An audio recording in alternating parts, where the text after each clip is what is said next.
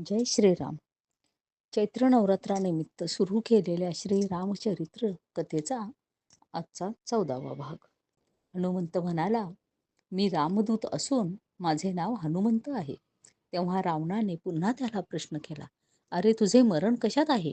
मारुती म्हणाला, माझ्या शेपटीत आहे. हे वाक्य ऐकताच रावणाने सेवकांना आज्ञा केली की काही चिंध्या तेलामध्ये बुडवून आणा आणि या हनुमंताच्या शेपटीला गुंडाळून त्याला काडी पेटवून लावा. दूतांनी लगेच रावणाची आज्ञा अंमलात आणली. परंतु मारुतीराय एकसारखी शेपटी वाढवू लागल्यामुळे जितके कपडे आणावे तितके कमीच पडू लागले. शेवटी रावण रागाने दूतांना म्हणाला, काय म्हणता, कपडे संपले? आत्ताच्या आत्ता जाव अशोकवनात. हे शब्द ऐकताच मारुतीने मात्र मग आपले शेपूट आवरले.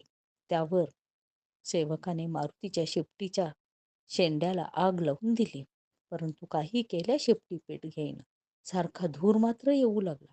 तेव्हा रावण चिडून सिंहासनावरून चटकन खाली उतरला आणि त्याने दात ओठ खाऊन जोरात फुंकर मारली. तोच त्याची शेपटी भडकली. इतक्यात मारुतीने उड्डाण केले आणि तो प्रत्येक घरावरून जाऊ लागला. त्यामुळे सर्व घरे दनादन जळू लागली आणि माणसे सैरावैरा पडू लागली.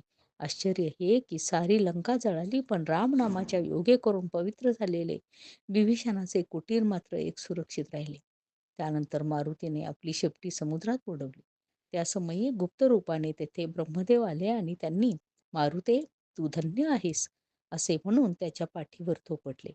मारुती आपण केलेल्या पराक्रमाचे वर्णन रामापुढे स्वमुखाने सांगणार नाही, म्हणून लंकेला आल्यापासून जाईपर्यंत मारुतीने जे काय केले त्याचे सविस्तर वर्णन लिहून तो कागद ब्रह्मदेवाने मारुतीच्या स्वाधीन केला आणि रामास देण्यास सांगितले. मारुती लंकेहून जो निघाला तो थेट रामचरणापाशी आला. त्याने रामास वंदन केले आणि चूडामणीसह तो कागद लक्ष्मणाच्या हाती देऊन आपण रामाच्या आज्ञेची वाट पाहत अंजुळीबद्ध उभा राहिला. मारुतीची युक्ती. इंद्रजिताच्या वधानंतर मारुती रायाने राम लक्ष्मणांना विश्रांती देण्याकरता सुवेळ पर्वतावरील एक स्थान पसंत केले.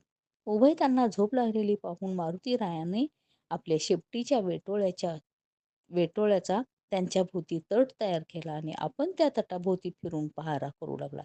ही बातमी जेव्हा अहिरावण आणि महिरावण म्हणजे ते रावणाचे नातू या उभय बंधूंच्या कानावर गेली, तेव्हा ते ऐन मध्यरात्रीच्या सुमारास विवर काढून त्या ठिकाणी आले आणि त्यांनी राम लक्ष्मण यास मोहिनी घालून त्याच विवराद्वारे त्यांना पाताळात आपल्या महिकावती नावाच्या नगरीत नेले.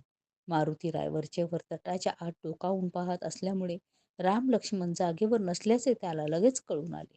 पण त्यावेळी आता काय करू असे म्हणून दीर्घश्वास सोडून कपाळाला हात लावून न बसता नळ, नीळ, अंगद, जांबुवंत यांना बरोबर घेऊन त्याच विवराद्वारे तो राम लक्ष्मणाच्या शोधार्थ पाताळात गेला. वाटेवर राक्षस त्यांची वाट अडवून त्यांना मारहाण करू लागले, तेव्हा त्यांनी आपल्या पुच्छाने त्यांचा भारा बांधून त्यांना समुद्रात बुडवून टाकले. ते पाहून समुद्र किनाऱ्यावर पहारा करणारा मकरध्वज आपले भुज थोपटून, वानर हो, खरोखर तुम्ही सामर्थ्यवान असाल तर सत्वर माझ्याशी युद्ध करण्यास या असे म्हणाला. तेव्हा मारुती पुढे गेला आणि त्याला खाली पाडून त्याच्या छातीवर बसला व म्हणाला, का रे, भला मोठेपणा दाखवित होतास, आता मस्ती जिरली की नाही तुझी?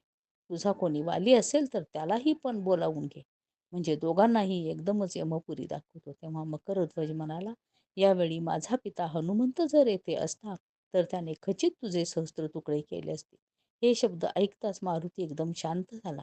त्याने मकरध्वजाला विचारले, हनुमंत हा तर जगात एकटाच आहे आणि तोही ब्रह्मचारी, तेव्हा तो तुझा बाप कसा?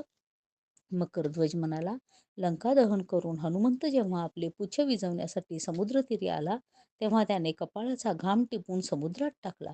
त्याचे एका मगरीने सेवन केले आणि त्यापासून माझा जन्म झाला. मी हनुमंताचा पुत्र असून माझे नाव मकरध्वज असे आहे. तेव्हा मारुती म्हणाला, असे काय तर? मग तो हनुमंत मीच आहे. हे शब्द कानी पडताच मकरध्वज हनुमंताच्या चरणी लागला आणि म्हणाला, तुम्ही थोडा वेळ येथे थांबा, मी जाऊन लगेच परत येतो. मकरध्वज तेथून निघाला. तो आपल्या आईला बोलावून घेऊन आला. मगरी मारुतीला उद्देशून म्हणाली, सध्याच्या रूपाला मी ओळखत नाही. आपले मागचे रूप याहून वेगळे होते. आता ते रूप दाखवून एक वार माझ्या संशयाचे निरसन करा. तेव्हा मारुतीने त्यावेळचे उग्र रूप दाखवले. त्यानंतर मगरी मारुतीच्या चरणी लागली आणि तिने आपले कोणत्या निमित्त येणे झाले याबद्दल मारुतीची चौकशी केली. मारुतीकडून हकीकत ऐकल्यावर मगरी म्हणाली, राम सुखी आहे, काही चिंता करू नका. उद्या राम लक्ष्मणांना भवानीला बळी देण्याचे ठरले आहे. मैकावती येथून पुष्कळ दूर आहे. तेव्हा तुम्ही माझ्या पाठीवर बसा, मी तुम्हा सर्वांना सुखरूपपणे समुद्र पार करवेन.